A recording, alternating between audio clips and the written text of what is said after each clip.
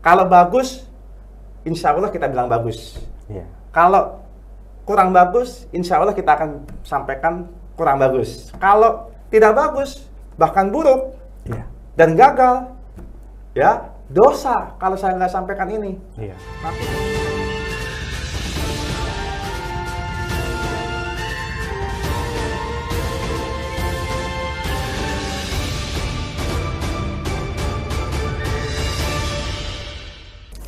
Sahabat Monitor Indonesia, kali ini kita akan berbincang dengan Sekretaris Fraksi PDI Perjuangan DPRD DKI Jakarta, Mas Dwi Rio Sambodo. Apa kabar, Mas Dwi? Alhamdulillah. Mas Dwi, saya Baik, panggilnya Rio. Mas Rio aja ya. Yes. Mas Rio lebih keren ya. Panggilan dari kecil. Panggilan kecil Mas Rio ya. Iya, Lebih betul, gampang betul. ya. Kita akan berbincang dulu nih Mas, Iya, terkait siap. dengan Jakarta. Selama dipimpin Anies ini seperti apa sih pandangan Mas Rio selama hampir 5 tahun kepemimpinan Anies Baswedan? Mengenai kepemimpinan kinerja Iya. Gubernur Anies Baswedan, Iya. tentu acuannya adalah apa yang pernah akan ditempuh, dilakukan, dan dikerjakan oleh beliau. Kan begitu kurang lebihnya. Iya.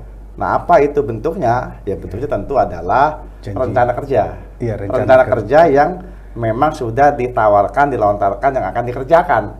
Rencana kerja itu kan termaktub dalam Janji. RPJMD, Rencana Pembangunan Jangka Menengah Iya. Daerah, Iya. selama 5 tahun, selama satu masa bakti. Iya. Dan RPJMD itu adalah manifestasi dari janji kampanye. Iya. Ada visi, misi, dan seterusnya. Kita bisa buka untaian dokumentasi visi misinya Gubernur Anies. Pertama, visinya jelas, Iya.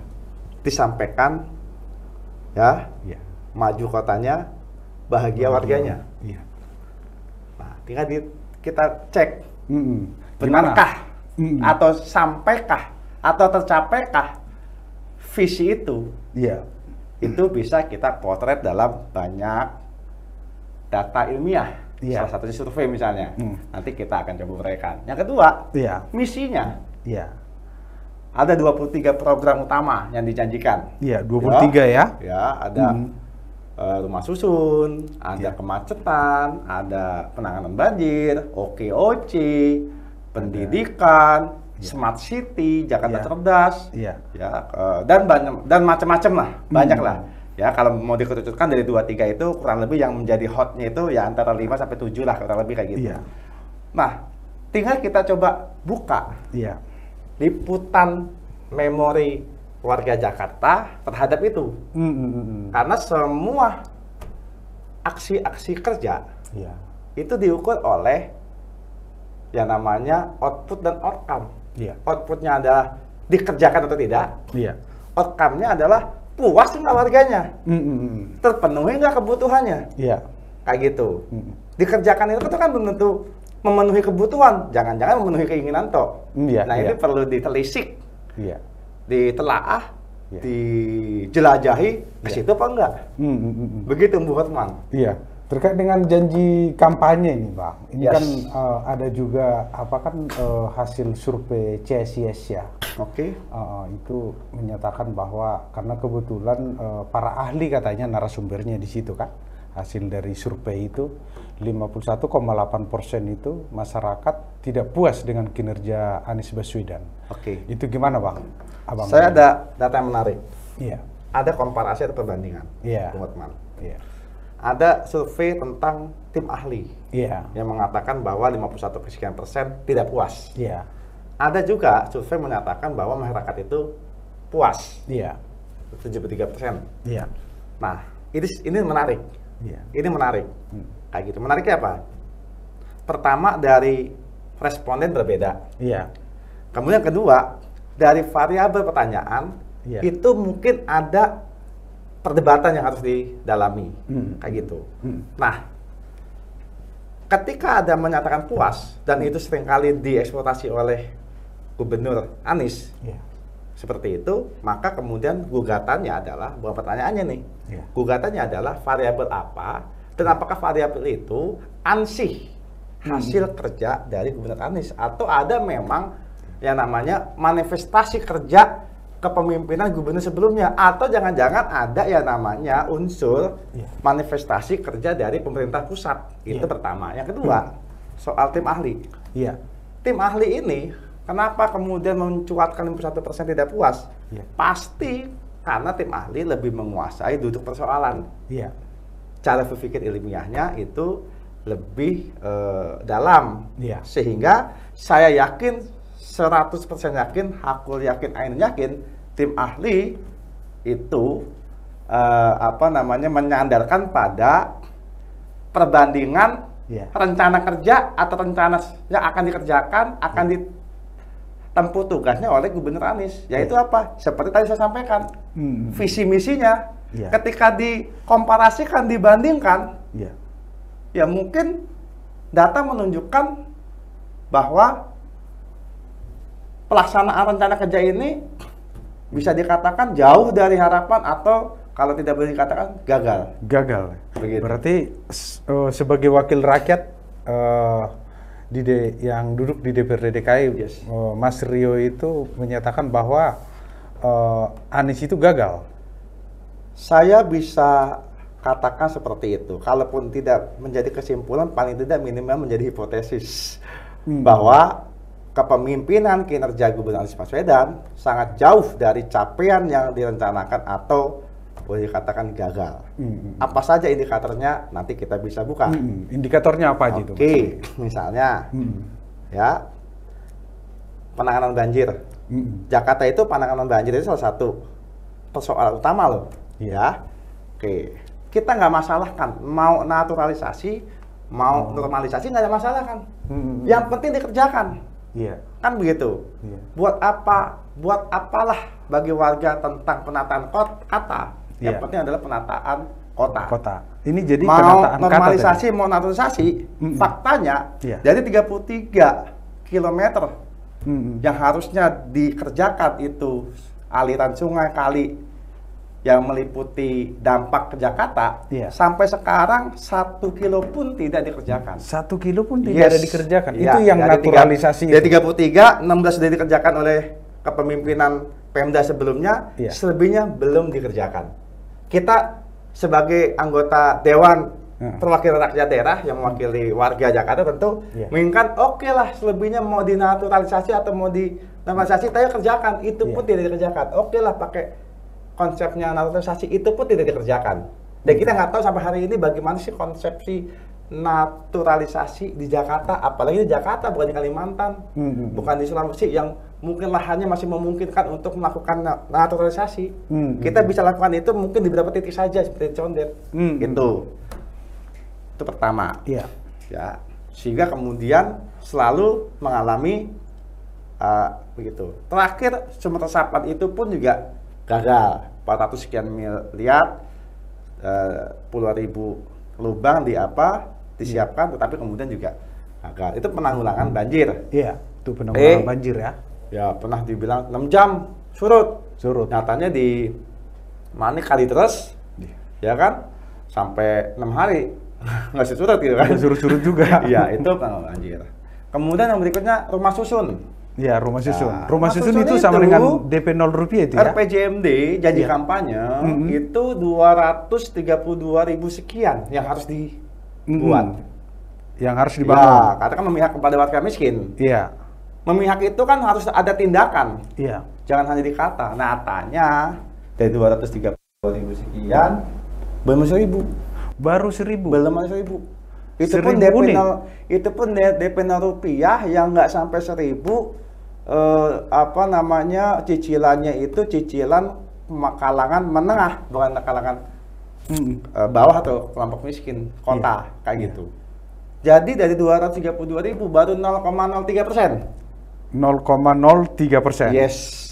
Bahkan kemarin tahun 2001 mengajukan revisi RPJMD. Ada revisi RPJMD. Mau revisi, jadi merubah rencana. Mungkin supaya nggak kelihatan terlalu jauh gagalnya kan. Mau dirubah dari 232.000 misalnya, mau ditentukan, target kita mau kita turunkan menjadi hanya 25%. 59.000. 29.000. 59.000. Oh, jadi 59.000 ya? Itu kan masih jauh. Masih jauh. Kalau disandingkan dengan angka 1.000 itu, baru ada cuma 2%. Itu contoh. OKOC. UMKM nih. Iya, oke. Banyak kita nih di belantaran sini di sudut-sudut kota, kampung-kampung kota tuh UMKM. Iya. Target 200 ribuan Iya. UMKM. Iya. Terdaftar 282.000. Yang mendaftar? Ya sudah mendaftar. Iya. 282.000. 282.000. Iya, betul. UMKM. Iya, ya. Nah, OKOC itu adalah UMKM yang melewati 7 tahap. Sampai tahap permodalan selain pelatihan ya, termasuk pasar. Iya. Apa nyatanya terjadi? 4 tahun lebih ini baru sekitar kurang lebih 6 ribuan yang melewati 7 tahap dari 282.000. Cuma 6.000. Iya, yang kadang yang diklaimnya itu 282.000. 282.000 itu adalah UMKM yang baru mendaftar. Belum diapa-apain. Apalagi yang lain? Iya. Pendidikan. Pendidikan. Kayak gitu kan. Ini banyak nih. Pendidikan itu apa? Akses dan kualitas pendidikan. Iya. Oke. Nah, kemarin PPDB ada regulasi pusat soal usia segala macam. Namun Pemda juga tidak berkutik. Iya. Tidak bisa terlihat apa-apa ketika banyak kredit soal PPDB, penerimaan peserta didik baru. Iya. Kepastian informasi melalui sosialisasi yang baik dan akurat itu tidak nyampe. Sehingga semua heboh. Oke. Terus yang paling penting adalah apa? Kita tahu setiap tahun ya kursi atau bangku orang masuk sekolah itu kan sedikit, terbatas. Tapi apakah Pemda DKI di bawah kepemimpinan Gubernur Anies pernah atau sudah berapa ruang kelas baru, bangku sekolah diperbanyak, baik di SD, SMP, SMA, SMK dan sebagainya. Jangankan itu, ngerehab saja kehitung. Nah, itu kan. Nah, jadi itu adalah data dan fakta bahwa apa yang digadang-gadang, apa yang pernah dilontarkan secara apik, cantik, dan menarik dalam kata-kata, itu dalam pelaksanaan ya terlihat hanya cuma sebagai lipstick pembangunan ya. Lipstick pembangunan ya? Iya, lipstick kerja, dekorasi kerja. Dekorasi. Ya, dekorasinya berupa kata-kata.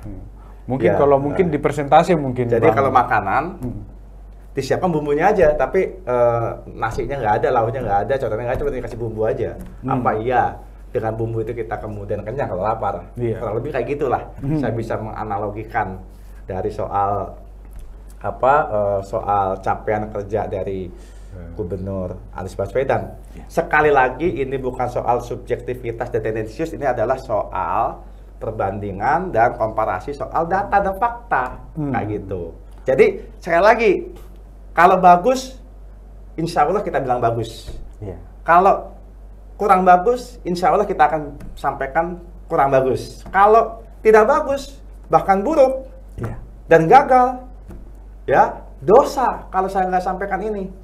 Nanti bagaimana generasi berikutnya akan menjatuhkan penilaian terhadap kita saat ini gitu, kurang lebihnya kayak gitu. Nah, jadi Bung Hotman, itu beberapa hal ya, beberapa poin mengenai indikator kegagalan pemerintah daerah DKI Jakarta dalam mengelola pembangunan, apalagi 4 tahun lebih ini sudah 300-an sekian triliun APBD digelontorkan. 300 triliun lebih ya? Betul. Selama 4 tahun lebih ini ya? Iya, dari semasa pandemi dan tidak pandemi. Kayak gitu. Nah, tahun 2022 ini 82,4 triliun ya. Kemarin ada sempat kontraksi segala macam.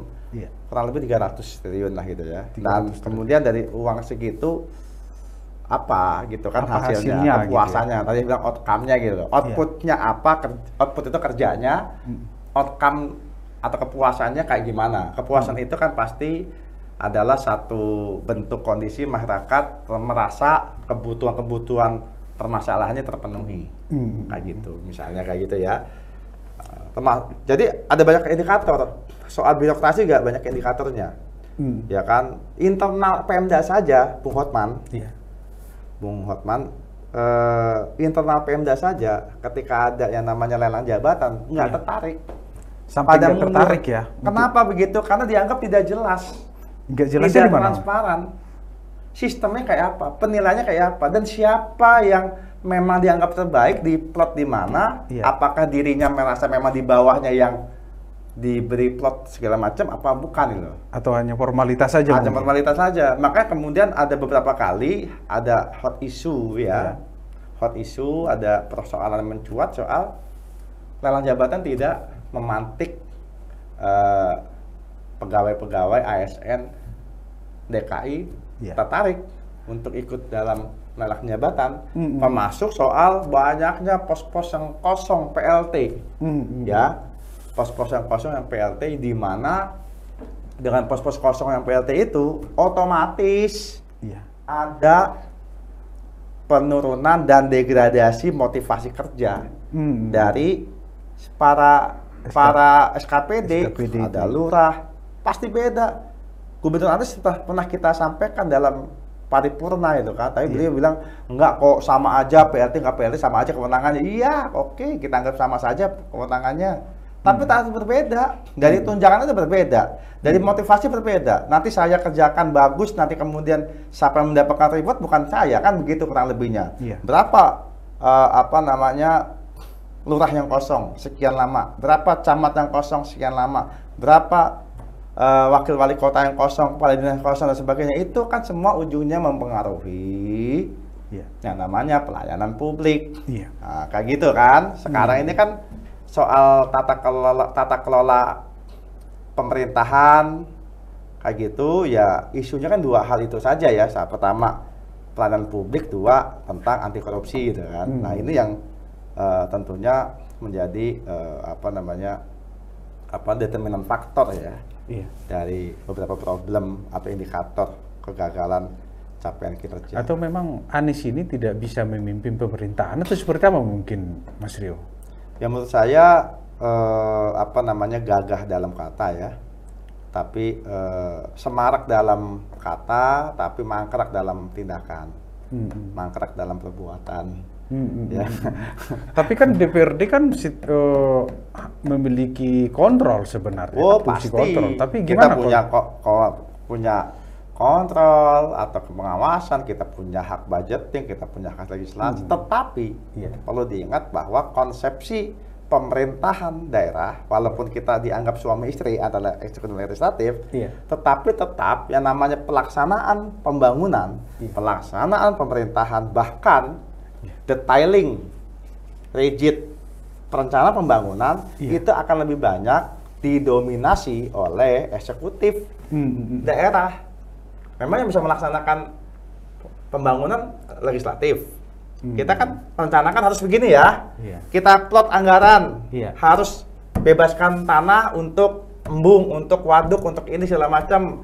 Kita tolong ya diplot untuk rehab sekolah segala macam. Tapi pelaksanaannya bukan kita. Bukan legislatif, tetapi kan eksekutif. Begitu. Ya dinas, suku dinas, dan seterusnya, dan seterusnya. Mas Rio, ini masa jabatan Gubernur Anies ini kan sekitar 3 bulan lagi ya, Oktober akan berakhir gitu ya. Ya, tanggal 16. Mungkin selain catatan-catatan penting tadi, kemacetan, banjir, pendidikan, pemerintahan gitu. Mungkin apalagi mungkin Mas Rio yang menurut sebagai sekretaris praksi PDIP DPRD DKI Jakarta, Mas Rio, ini catatan-catatan penting apa lagi yang mungkin yang tidak tercapai sesuai janji kampanye Anies Baswedan 2017 silam? Ya, catatan penting yang mungkin menjadi kunci adalah soal budaya kerja yang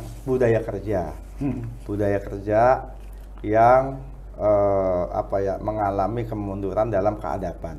Budaya kerja mengalami kemunduran. Kemunduran. Ya. Jadi begini, eh, kan Jakarta itu sebetulnya sudah mulai tertata, Iya. gitu ya. Dan itu yang bicara bukan Rio, bukan teman-teman saya Iya. di PD Perjuangan, bukan, Iya. tapi warga Jakarta. Iya. Gitu. Apakah dari dalam pelayanan publik, transparansi anggaran, pelayanan kesehatan, pelayanan pendidikan, Iya. kemacetan, penanggulangan banjir dan sebagainya. Maksudnya di kepemimpinan Gubernur Anies semestinya bisa dimodifikasi keberlanjutannya. Iya. Gitu. Oke lah, ada produk-produk unggulan itu di-insert, nggak ada masalah gitu kan. Iya. Tapi ini kan produk unggulannya tidak di-insert, tidak masuk, tidak terlaksana, ya. Dan yang sudah ada terkikis, gitu loh, misalnya. Nah, sehingga ini akan menjadi bom waktu bagi Jakarta ke depan. Artinya apa? Artinya bahwa nanti pasca Gubernur Anies Baswedan ini akan banyak tumpukan masalah yang tadinya sudah sempat terurai, ini kemudian menggumpal dalam balutan persoalan yang mungkin akan mengalami kesulitan mengurainya. Akan memulai dari dasar lagi. Ya, kayak gitu. Artinya kan ini banyak stamina pembangunan, energi pembangunan yang sudah dikerahkan dengan berbagai kayak gitu ya, pengorbanan. Ini kan akan kembali mundur lagi. Seperti itu. Nah, apalagi nanti ke Jakarta juga menyongsong pemilu serentak, pilkada serentak. 17 Agustus 2024 kita juga akan tidak menjadi ibu kota rencananya kan gitu. Nanti Jakarta pasca ibu kota itu juga kan menjadi PR juga gitu ya. Seperti itu. Jadi ya ini adalah kata kunci soal Gubernur Anies Baswedan gitu. Ya, dari semua ini kalau kita mau kerucukan lagi ya soal bagaimana pengelolaan APBD. Ya kayak gitu. Jadi kalau kemudian APBD itu kan uang rakyat ya, uang rakyat yang diharapkan kembali ke rakyat dengan prosedur, ya mekanisme gitu kan. Tapi kemudian kalau itu juga tidak terkelola dengan baik, kalau dulu di RW-RW, di kantor RW, di kantor kelurahan, itu semua rencana pembangunan, rencana anggaran berapa, beli tong sampah, beli perbaikan got segala macam itu semua orang bisa tahu kan. Selama 4 tahun lebih ini kan orang gelap lagi terhadap itu. Kalau dulu misalnya orang bisa akses pengaduan lewat clue cepat, ya sekarang kan ya ada sih gitu kan, tapi kan ya begitu-gitu aja gitu loh. Seperti itu. Orang itu dulu mendekatkan pemimpin dengan warganya dengan aplikasi yang setiap saat itu terupdate progresnya gitu kan. Sekarang kan tidak sekuat itu lagi gitu. Nah, jadi itu adalah bom waktu, termasuk bom waktu tentang kepercayaan rakyat terhadap negara. Negara itu kan diwakili oleh pemerintah, baik di pusat maupun di daerah.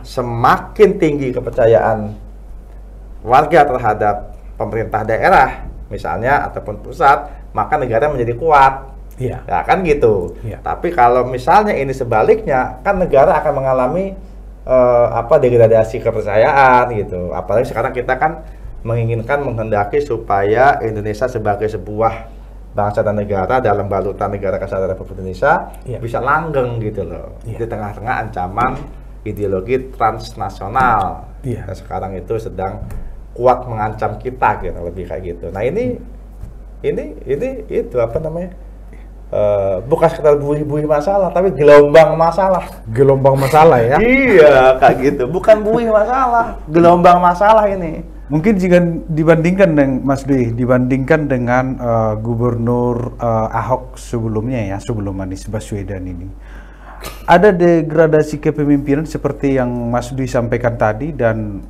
apakah ada kecenderungan ada kemunduran pemerintahan mungkin di DKI Jakarta ini sendiri? Ya pasti gitu loh, pasti dulu itu Jakarta di bawah kepemimpinan khususnya Pak Jokowi, Pak Ahok, Pak Jarot itu kan menjadi primadona pembangunan daerah di Indonesia gitu. Saya rasa itu, jadi banyak dimensi, aspek, perspektif ya tentang kepemimpinan kinerja ya. Saya mengistilahkan itu kepemimpinan kinerja ya.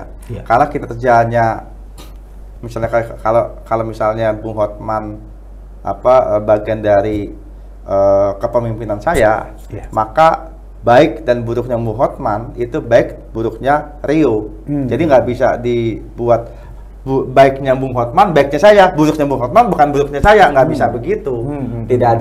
Tidak ada komandan, tidak ada prajurit yang salah, yang ada komandan salah, begitu kan? Iya. Ya, jadi kalau misalnya ada persoalan, bukan kepala dinas yang salah, bukan lurah atau kecamat, bagaimana pemimpinnya itu mengontrol dan mendalami secara detail problem dan penanganan problem di bawah, termasuk bagaimana penguasaan masalah lewat sentuhan langsung, belusukan dan sebagainya. Berapa kali belusukan selama 4 tahun lebih? Belusukan itu bukan buat citra. Saya mengalami, saya anggota parlemen 3 periode ya. Kekuatan elektoral dan keterpilihan itu karena kita menyentuh masalah real, masalah nyata. Langsung itu lewat apa? Ya lewat sentuhan langsung, turun ke bawah langsung. Kayak gitu ya. Jadi kita itu mengharapkan keterpilihan itu lewat turun langsung, memecahkan masalah. Itu namanya advokasi negara terhadap rakyatnya. Kan begitu. Mas Rio, apakah memang warga Jakarta itu cenderung apatis dengan kepemimpinan Anies ini? Karena saya lihat memang hanya Sudirman Tamrin aja agak rapi gitu kan.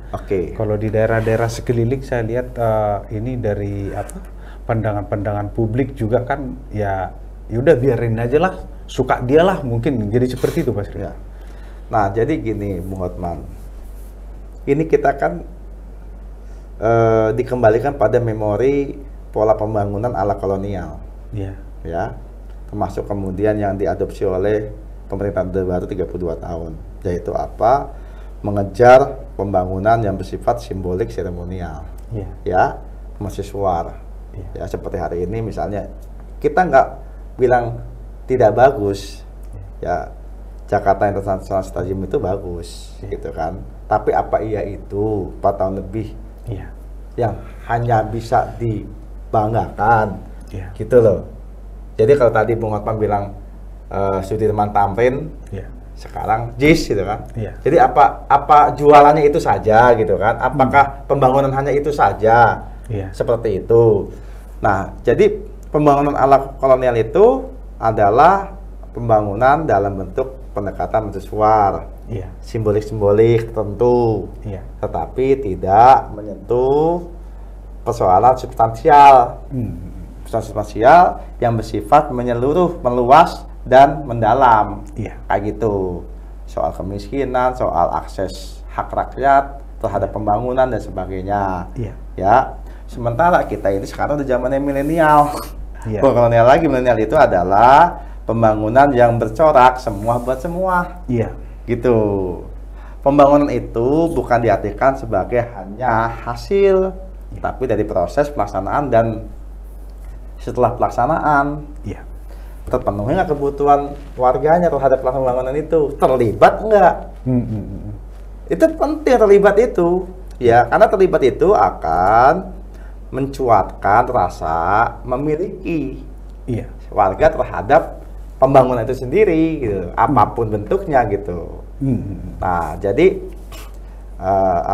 seperti itu, soal pembangunan ala kolonial. Jadi ya mungkin ini terlalu ya saya perlu secara jujur, objektif menyampaikan ini ya pola-pola pembangunan ala kolonial. Kalau dalam teori ekonominya nih bisa dikatakan trickle down effect, ya kan, berorientasi pada pertumbuhan, itu pun juga pertumbuhan cuman sana sini saja gitu loh.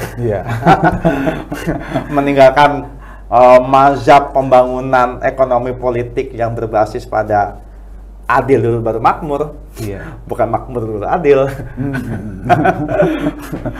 Mungkin sahabat Monitor Indonesia, demikian perbincangan kita dengan Sekretaris Praksi PDI Perjuangan DPRD DKI Jakarta, Mas Dwi Rio Sambodo.